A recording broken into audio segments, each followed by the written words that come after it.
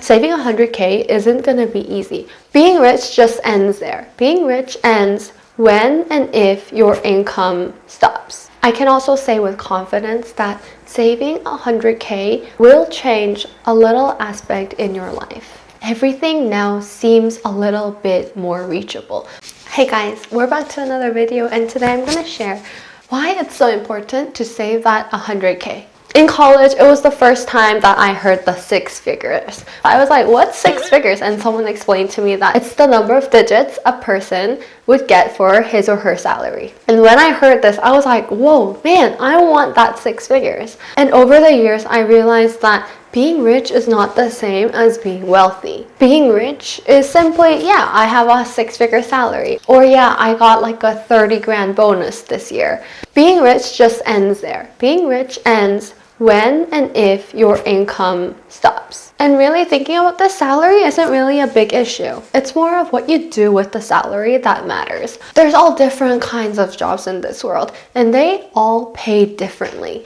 I once looked at a survey that had something to do with job satisfaction and occupation, and interestingly, the #1 satisfaction category was a clergy. Pastors, priests, they basically earn less, but their job satisfaction is high.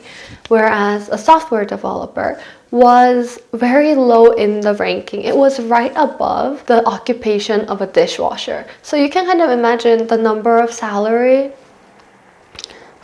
So you can kind of imagine that, okay, even if some of the best software developers who are at Silicon Valley, they're earning a high salary. They're probably like in the top 10% of the world's income, yet some of their job satisfaction is merely the same as a dishwasher. So you can kind of imagine that, okay, salary doesn't really equal happiness. And there's also a study that when people have reached a certain amount, their happiness level just kind of diminishes, or rather it just stays the same. And I believe a few years ago that income level was around 70K. So as long as your income does go up until around 70K, your happiness and your standard of living will increase, and you'll get more areas where you can spend, give, and eat freely. But it all diminishes over time as your income gets bigger. Having that much wealth actually does mean that you have that much to protect, to pay attention over, to guard against from other people. And you can imagine how much stress this can be to some people. Although I do believe that salary isn't everything, I can also say with confidence that saving 100K will change a little aspect in your life. Saving 100K won't change your life. In fact, you'll be surprised at how little things change. But what does change is your outlook in life. And by completing a goal, it doesn't even have to be 100K. It's just kind of the standard that people usually say as a seed money. The 100K can actually be your seed money to investing, but you can also save that 100K starting with just $100. Instead of spending, invest it. It's the process of saving 100K that gives you different aspects in life. When people go through harder times, they grow. Saving 100K isn't going to be easy. You will have to sacrifice a few of your favorite things, like eating out every weekend, maybe getting a side gig, a part-time job, cutting a little bit of travels, shopping. It can come in all sorts of forms, and it will be different for each and every person. But it's during this time that you can actually filter out some of your truest people, some of the values that you stand with, even when you are pushing yourself to the greatest degree of saving. And the mindset shift that you get from, ooh, I want to buy that bag, ooh, I want to buy that new car that he got. You can actually tell yourself, I can buy that all cash, but it's just not worth as much. After having enough money in my bank account to be able to pay an entire lump sum for something that I wanted, I realized that I never actually wanted it as much. And this was mind-blowing to me because so often I had always wanted something. But when I actually had maybe $1,000 in my bank account, and I could actually go and buy $800 camera or buy the $1,000 handbag. Because I had the resource, I was able to rethink on my desires. Sometimes when I don't have enough resource, then it's because of that lack I wanted more. And people get even credit card loans to go ahead and buy it. Pleasure and happiness come in so many different aspects. So for some people, it may be convenience. For some people, it's eating out. It's wealth and fitness. I'm not saying that you need to cut on things that you love, that you enjoy while you're saving your 100K. It's just that when you do save and when you actually reach that goal of the limit where you thought it was impossible for you to do, everything now seems a little bit more reachable. Once you have a seed money, you'll be able to think differently. For example, I love buying accessories, or I like buying little like gadgets to just kind of like style myself up.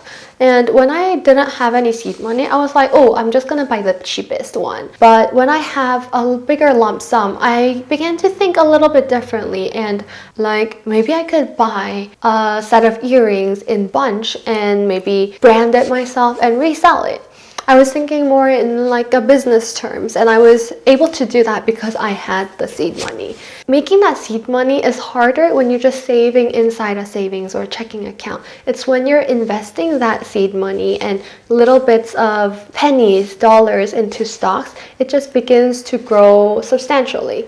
And seeing that makes me wonder, wow, if people actually knew the return on investing, why wouldn't they do this more? A lot of people are scared. A lot of people are anxious that investing won't give the returns. They're just a little bit more afraid because not many people do it. Everyone has a checking account, but not an investing account. But investing should be just widely available so that people who are just totally unaware of what investing is also has a natural way of just kind of seeping into investing.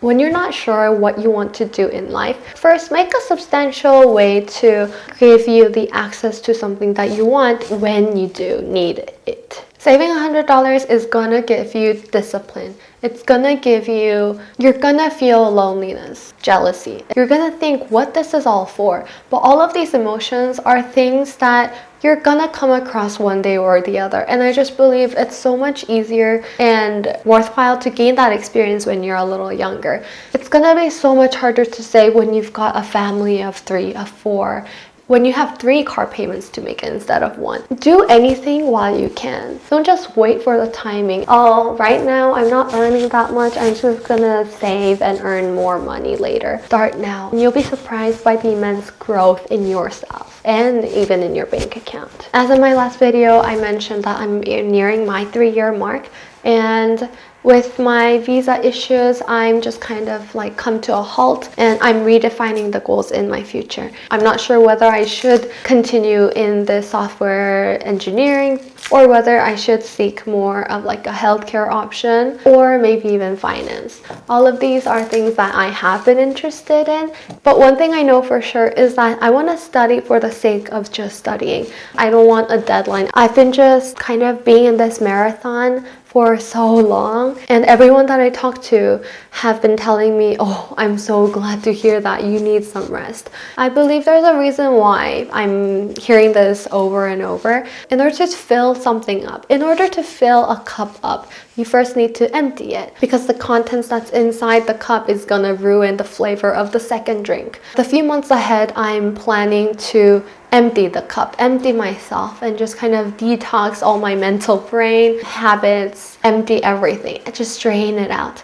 And then continue filling it up with wise and healthy options. So the future content is kind of gonna be around I'm navigating myself towards a new career. And even now, like before I sleep, I kind of get intimidated and I feel like, what if I don't enjoy anything? What if I don't find anything that I like? But I wouldn't know unless I try. So that is the huge plan for 2025. I'm curious what some of your plans are. Comment down below what kind of questions you have for me and what you want for 2025. Bye.